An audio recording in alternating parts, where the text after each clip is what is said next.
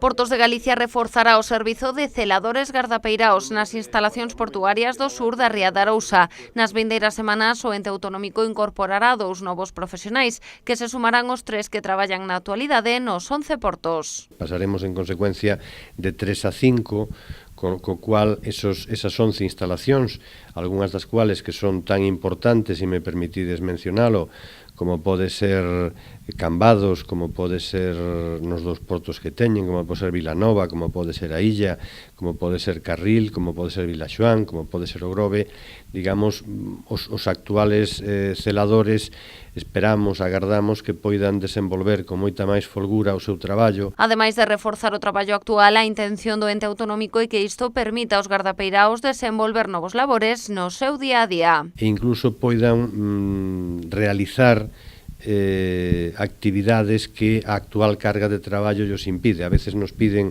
por exemplo, que se procedan a tarefas de reordenación de embarcacións nunha dársena, identificación ou sustitución das mesmas, e pola intensidade do traballo do día a día non é posible facelo.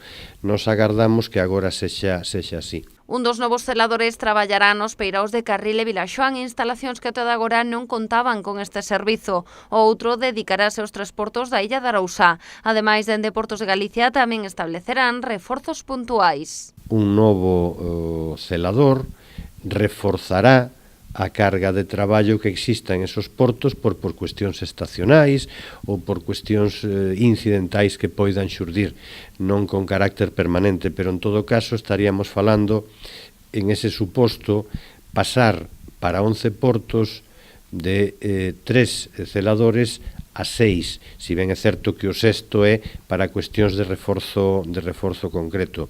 Esas cuestións de reforzo concreto serán avaliadas en base a criterios técnicos polo propio personal do ente público. José Juan Durán explicou que estes reforzos tamén se darán noutras áreas de Galicia próximamente, como é o caso de Muros Noia ou Cedeira.